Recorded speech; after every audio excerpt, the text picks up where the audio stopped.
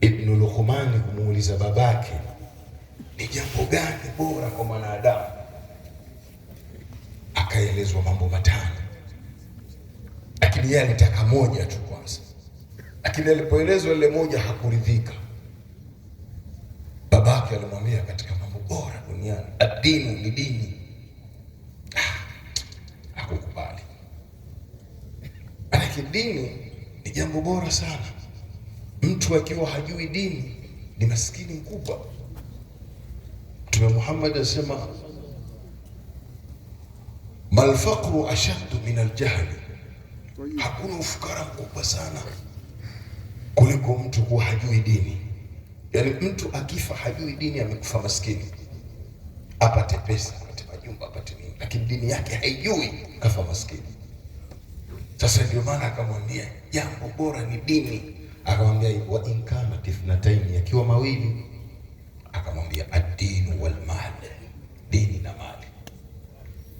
Sasa mali gani iliyokuwa bora? Ni mali gani? Ni mali iliyochumwa kwa halali na matumizi ya halali. Lakini mtu akiwa amechuma kiufisadi, amechuma kwa njia ya haramu, angalia mambo yako, sio mali ya kuitilia ikawa una ghera na mali kama hiyo. Mali iliyochumwa kwa halali ni jambo la pili.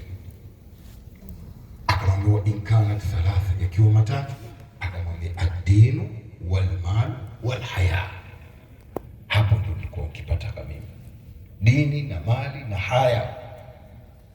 Mtu akiwa na haya ndio anapata nuru ya imani. Hii imani na tabia ya kushuka na kupanda. Sasa ukiwa na haya, na Mtume Muhammad alikuwa ndio kiongozi wa haya.